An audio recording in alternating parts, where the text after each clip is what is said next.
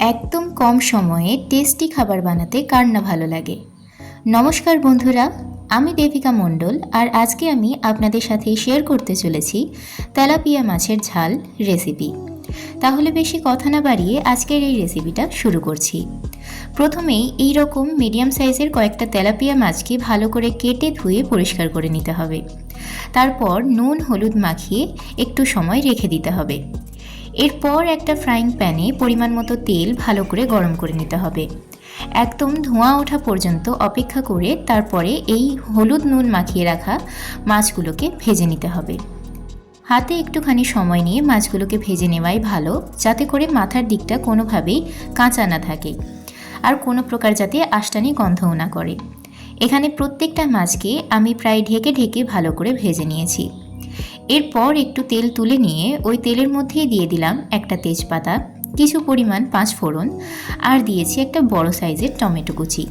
আপনারা চাইলে এখানে টমেটোটা বেটে তারপর ব্যবহার করতে পারেন। এরপর এর মধ্যে 2টো কাঁচা লঙ্কা অ্যাড করে দিলাম। এবার সামান্য পরিমাণ লবণ দিয়ে তারপর টমেটোগুলোকে ভালো করে ভেজে নিতে হবে। এবার এর মধ্যে একটা বাটা মশলা অ্যাড করছি, যেখানে রয়েছে জিরে, শুকনো লঙ্কা, কালো সর্ষে। তারপরে হাফ চামচের মতো দিয়ে দিলাম হলুদ গুঁড়ো। এরপর প্রত্যেকটা মশলাকে ভালো করে ভেজে নিতে হবে। ভেজে ভেজে কষিয়ে নিচ্ছি। তারপরে মশলা ধোয়া একটুখানি জল দিয়ে আবারও ভালো করে কষিয়ে নিচ্ছি। একটু ঢেকে ঢেকে কষিয়ে নিলে টমেটোটা ভালো মতো করে গলে যাবে। তারপর যে পরিমাণ ঝোল প্রয়োজন সেই পরিমাণ জল দিয়ে মাছগুলোকে দিয়ে ভালো করে ঢেকে 2 মিনিটের মতো ফুটিয়ে নিতে হবে। আমাদের মাছের ঝাল কিন্তু একদম রেডি হয়ে গিয়েছে।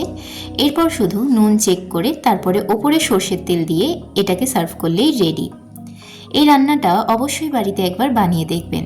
একদম সহজ পদ্ধতিতে দেখিয়েছি। আর যদি ভিডিওটা ভালো লাগে একটা লাইক করে দেবেন। বাড়িতে বানানোর পর কেমন খেতে হয়েছে কমেন্ট করে জানাতে ভুলবেন না। কোনো রেসিপি যদি জানার থাকে তাহলে অবশ্যই আপনারা কমেন্ট সেকশনে জানাতে পারেন। আবার অন্য কোনো রেসিপি নিয়ে আপনাদের সাথে হাজির হব। ততক্ষণের জন্য ভালো থাকবেন, সুস্থ থাকবেন। দেখা হচ্ছে নেক্সট কোনো ভিডিওতে। বাই।